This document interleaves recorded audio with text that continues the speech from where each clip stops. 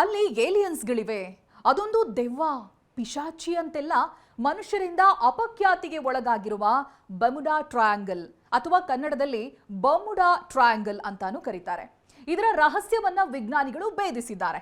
ಇದೊಂದು ಶುದ್ಧ ವಿಜ್ಞಾನವೇ ವಿನಃ ಅಲ್ಲಿ ಹಡಗು ವಿಮಾನಗಳನ್ನ ನುಂಗುವ ಇನ್ಯಾವುದೋ ಅಲೌಕಿಕ ಶಕ್ತಿ ಇಲ್ಲ ಅನ್ನೋದು ಸಂಶೋಧನೆಯಿಂದ ಕಂಡುಕೊಂಡಿದ್ದಾರೆ. ಹೇಳಿ ಕೇಳಿ ಟ್ರಯಾಂಗಲ್ ಅತ್ಯಂತ ಕ್ರೂರಿ. ಹತ್ತಿರ ಹೋದದ್ದು ಏನೇ ಇರಲಿ, ಯಾರೇ ಇರಲಿ, ಮುಲಾಜಿಲ್ಲದೆ ಆಯಸ್ಕಾಂತದಂತೆ ಸೆಳೆದು ನುಂಗಿ ಬಿಡುತ್ತೆ. ಹೀಗಾಗಿ ಜಗತ್ತಿನ ಪ್ರಮುಖ ನಿಗೂಢಗಳ ಸಾಲಿನಲ್ಲಿ ಬರ್ಮುಡಾ ಟ್ರಯಾಂಗಲ್ ಅಗ್ರಸ್ಥಾನದಲ್ಲಿದೆ. ಹೌದು, ಕಣ್ಣಿಗೆ ಕಾಣದ ಅದೆಷ್ಟೋ ಕೌತುಕಗಳನ್ನ ಪ್ರಕೃತಿ ತನ್ನ ಒಡಲಿನಲ್ಲಿ ಇಟ್ಕೊಳ್ಳುತ್ತೆ. ವಿಜ್ಞಾನಿಗಳು ಆ ಕುತೂಹಲಗಳ ಬೆನ್ನತ್ತಿ ಅದರ ಹಿಂದಿನ ಕಾರಣಗಳನ್ನ ಪತ್ತೆ ಹಚ್ಚೋ ಕೆಲಸವನ್ನ ಕಾಲಕಾಲಕ್ಕೆ ಮಾಡ್ತಾನೆ ಬರ್ತಾ ಇದ್ದಾರೆ. ಬರ್ಮುಡಾ ಟ್ರಯಾಂಗಲ್ ಕೂಡ ಈ ನಿಗೂಢತೆಗಳ ಸಾಲಿನಲ್ಲಿ ನಿಲ್ಲುತ್ತೆ.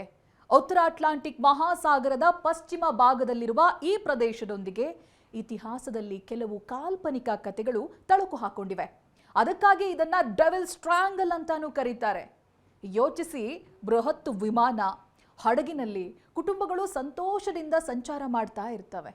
ಆ ಪ್ರವಾಸಿಗರ ಕಣ್ಗಳಲ್ಲಿ ಸಾವಿರಾರು ಕನಸಿರುತ್ತೆ. ಆದರೆ ಏಕಾಏಕಿ ಹಡಗು ಅಥವಾ ವಿಮಾನ ಕಣ್ಮರೆಯಾದ್ರೆ, ಕನಿಷ್ಠ ಮುಳುಗಿವೆ ಅಂತ ಹೇಳೋದಕ್ಕೆ ಅಲ್ಲಿ ಸಣ್ಣ ಅವಶೇಷ ಕೂಡ ಸಿಗದೆ ಇದ್ರೆ ಹೇಗಾಗಬೇಡ? ಈ ಟ್ರಯಾಂಗಲ್ ಕೂಡ ಅಷ್ಟೇ ಕ್ರೂರಿ. ಹತ್ತಿರ ಹೋದದ್ದು ಏನೇ ಆಗಿದ್ರೂ ಕೂಡ ಮುಲಾಜಿಲ್ಲದೆ ತನ್ನ ಕಡೆ ಸೆಳೆದುಕೊಂಡು ಬಿಡುತ್ತೆ, ನುಂಗಿ ಬಿಡುತ್ತೆ. ಹೀಗಾಗಿ ಜಗತ್ತಿನ ಪ್ರಮುಖ ನಿಗೂಢಗಳ ಸಾಲಿನಲ್ಲಿ ಬರ್ಮುಡಾ ಟ್ರಯಾಂಗಲ್ ಅಗ್ರಸ್ಥಾನದಲ್ಲಿದೆ. ಸಾಮಾನ್ಯವಾಗಿ ನೈಜ ಘಟನೆಗಳೊಂದಿಗೆ ಕಾಲ್ಪನಿಕ ಕಥೆಗಳು ಸೇರ್ಕೊಂಡು ಆ ವಿಷಯ ಸಮಾಜದಲ್ಲಿ ಹೆಚ್ಚೆಚ್ಚು ಚರ್ಚೆಗೆ ಗ್ರಾಸವಾಗುತ್ತೆ. ಬರ್ಮುಡಾ ಟ್ರಯಾಂಗಲ್ ವಿಚಾರದಲ್ಲೂ ಅಂಥದ್ದೇ ಒಂದು ವೈಶಿಷ್ಟ್ಯ ನಡೆಯಿತು. 1974ರಲ್ಲಿ ಚಾರ್ಲಿ ಬಲ್ಟಿಜ್ಜಿ ಅವರು ದಿ ಬರ್ಮುಡಾ ಟ್ರಯಾಂಗಲ್ ಎಂಬ ಕೃತಿಯನ್ನ ರಚನೆ ಮಾಡ್ತಾರೆ. ಅದರಲ್ಲಿ ಬಹುಮುಖ್ಯವಾಗಿ ನೂರಾರು ಹಡಗುಗಳು ಮತ್ತೆ ವಿಮಾನಗಳು ಯಾವುದೇ ಸುಳಿವಿಲ್ಲದೆ, ಅವಶೇಷಗಳು ಸಿಗದೆ ಮಾಯವಾಗಿದೆ ಅಂತ ಪ್ರತಿಪಾದಿಸ್ತಾರೆ. ನಾಪತ್ತೆಗೆ ಅಸಾಮಾನ್ಯ ವಿದ್ಯಮಾನಗಳು, ಅನ್ಯಗ್ರಹ ಜೀವಿಗಳು ಅಥವಾ ಅಟ್ಲಾಂಟಿಸ್ನಂತಹ ಮುಳುಗಿರುವ ನಗರಗಳ ರಹಸ್ಯ ತಂತ್ರಜ್ಞಾನಗಳೇ ಕಾರಣ ಅಂತ ವಾದಿಸ್ತಾರೆ.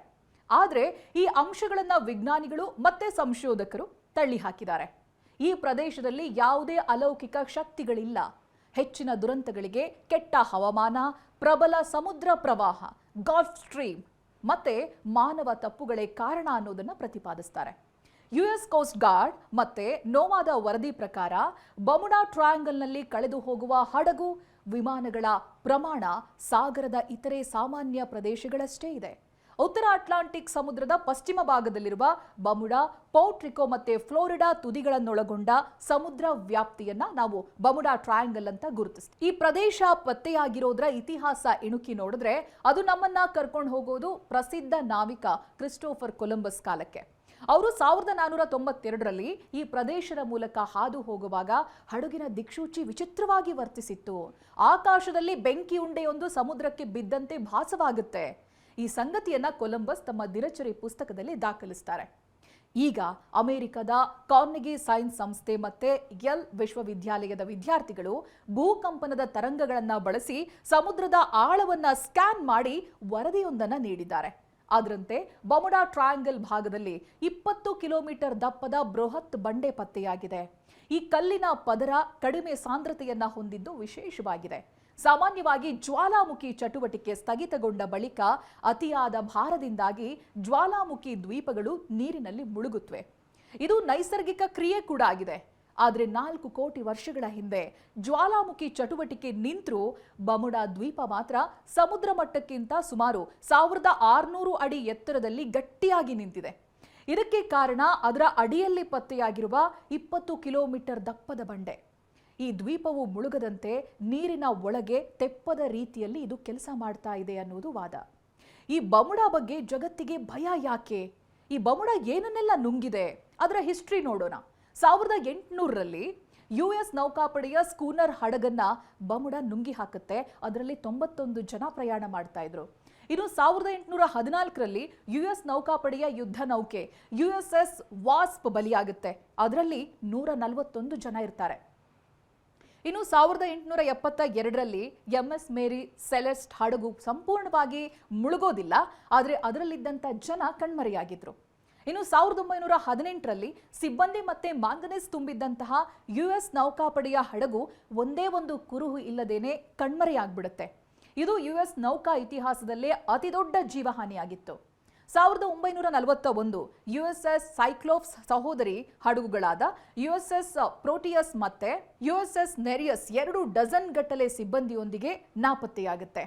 1945ರಲ್ಲಿ ತರಬೇತಿ ಹಾರಾಟ ನಡೆಸಿದ್ದಂಥ 14 ಯೋಧರಿದ್ದ ಯುಎಸ್ ನೌಕಾಪಡೆಯ ಫ್ಲೈಟ್ 19 ಹೆಸರಿನ 5 ಟಾರ್ಪಿಡೋ ಬಾಂಬರ್ ವಿಮಾನಗಳು ದಿಢೀರ್ ಕಣ್ಮರೆಯಾಗುತ್ತೆ. ಅದನ್ನ ಹುಡುಕೋದಕ್ಕೆ ತೆರಳಿದ್ದ ಪಿಬಿಎಂ ಮ್ಯಾರಿನರ್ ಶೋಧ ವಿಮಾನವು 12 ಸಿಬ್ಬಂದಿಯೊಂದಿಗೆ ಅದು ಕಣ್ಮರೆಯಾಗಿ ಹೋಗುತ್ತೆ. 1948ರಲ್ಲಿ ಬ್ರಿಟಿಷ್ ದಕ್ಷಿಣ ಅಮೆರಿಕದ ಏರ್ವೇಸ್ ಸ್ಟಾರ್ ಟೈಗರ್ ಪ್ರಯಾಣಿಕ ವಿಮಾನ 31 ಜನರನ್ನ ಹೊತ್ತು ಹಾರಾಟ ಮಾಡ್ತಾ ಇತ್ತು. ಬಟ್ ಹಾರಾಟದ ಮಧ್ಯೆನೇ ಕಣ್ಮರೆಯಾಗಿ ಹೋಗುತ್ತೆ. ಪೋರ್ಟೋ ರಿಕೋದಿಂದ ಮಿಯಾಮಿಗೆ 32 ಪ್ರಯಾಣಿಕರನ್ನ ಹೊತ್ತೊಯ್ತಾ ಇದ್ದಂಥ ಡೌಗ್ಲಾಸ್ DC-3 ವಿಮಾನ ಕೂಡ ನಾಪತ್ತೆಯಾಗುತ್ತೆ. ವಿಚಿತ್ರ ಅಂತ ಹೇಳಿದ್ರೆ ಯಾವುದೇ ಅವಶೇಷ ಕೂಡ ಪತ್ತೆಯಾಗಿರೋದಿಲ್ಲ. ಇನ್ನು 1963ರಲ್ಲಿ ಕರಗಿದ ಗಂಧಕವನ್ನ ಹೊತ್ತೊಯ್ತಾ ಇದ್ದಂಥ ಬೃಹತ್ tanker SS marine sulphur queen 39 ಸಿಬ್ಬಂದಿಯೊಂದಿಗೆ ಫ್ಲೋರಿಡಾ ಜಲಸಂಧಿ ಬಳಿ ನಾಪತ್ತೆಯಾಗುತ್ತೆ. 2015ರಲ್ಲಿ SSL ಫಾರೋ ಸರಕು ಹಡಗು ಜೋಕ್ವಿನ್ ಚಂಡಮಾರುತ ಸಮಯದಲ್ಲಿ ಮುಳುಗಿ 33 ಸಿಬ್ಬಂದಿ ಸಾವನ್ನಪ್ತಾರೆ. ನಂತರ 15,000 ಅಡಿ ಸಮುದ್ರದಾಳದಲ್ಲಿ ಅದು ಪತ್ತೆಯಾಗುತ್ತೆ. ಇಷ್ಟೆಲ್ಲ ಆಹುತಿ ಪಡೆದ ಬಮುಡಾದಲ್ಲಿ ಅಂಥದ್ದೇನಿದೆ ಬನ್ನಿ ನೋಡೋಣ. ಬಮುಡಾ ಟ್ರಯಾಂಗಲ್ ಭಾಗದ ಸಮುದ್ರದೊಳಗೆ ಗಲ್ಫ್ ಸ್ಟ್ರೀಮ್ ಹರಿವಿದ್ದು ಇದರ ಅಗಲ 64ರಿಂದ 80 ಕಿಲೋಮೀಟರ್ ಇದೆ. ಫ್ಲೋರಿಡಾ ಜಲಸಂಧಿಯಿಂದ ತೆರೆದ ಅಟ್ಲಾಂಟಿಕ್ ವರೆಗೆ ಸುಮಾರು 1931.21 ಕಿಲೋಮೀಟರ್ ಇದೆ. ಇದಕ್ಕೆ ಯಾವುದೇ ಅವಶೇಷಗಳು ಸಿಕ್ಕರೆ ಸಾವಿರಾರು ಕಿಲೋಮೀಟರ್ ಸೆಳೆದುಕೊಂಡು ಹೋಗುತ್ತೆ. ಅಟ್ಲಾಂಟಿಕ್ ಭೀಕರ ಚಂಡಮಾರುತಗಳು ಹುಟ್ಕೊಳ್ಳುವಂತ ಜಾಗ. ರಾಕ್ಷಸ ಅಲೆಗಳು ಇಲ್ಲಿ ಏಳುತ್ತೆ. ಅದಕ್ಕೆ ಹಡಗು ವಿಮಾನ ಸಿಲುಕಿದ್ರೆ ಅದ್ರ ಕತೆ ಮುಗ್ದೇ ಹೋಯ್ತು. ಇಲ್ಲಿನ ಕಾಂತೀಯ ವೈಪರೀತ್ಯಗಳು ಹಡಗುಗಳ ದಿಕ್ಸೂಚಿಯ ದಾರಿಯನ್ನ ಕೂಡ ತಪ್ಪಿಸುತ್ತೆ. ಸಮುದ್ರದ ತಳದಲ್ಲಿ ಲಕ್ಷಾಂತರ ವರ್ಷಗಳಿಂದ ಕೊಳೀತಾ ಇರುವ ಜೈವಿಕ ಪಳೆಯುಳಿಕೆಗಳು ಬ್ಯಾಕ್ಟೀರಿಯಾಗಳ ಕ್ರಿಯೆಯಿಂದಾಗಿ ಮಿಥೇನ್ ಅನಿಲ ಬಿಡುಗಡೆಯಾಗುತ್ತೆ.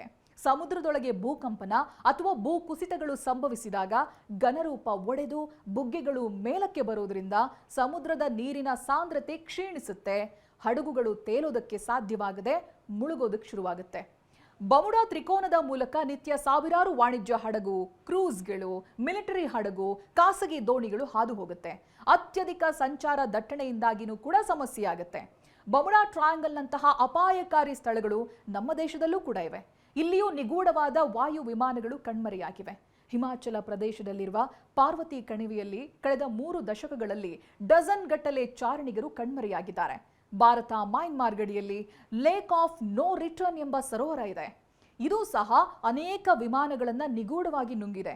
ಅರುಣಾಚಲ ಪ್ರದೇಶದ ಪರ್ವತ ಕಾರಿಡಾರ್ಗಳನ್ನ ತಜ್ಞರು ಭಾರತದ ಬಮುಡಾ ಟ್ರಯಾಂಗಲ್ ಅಂತಾನೆ ಕರೀತಾರೆ. ಇಲ್ಲಿ ಅಧಿಕ ಸಂಖ್ಯೆಯಲ್ಲಿ ಮಿಲಿಟರಿ ವಿಮಾನಗಳು ಮತ್ತೆ ಹೆಲಿಕಾಪ್ಟರ್ಗಳು ಅಪಘಾತಕ್ಕೀಡಾಗಿದೆ.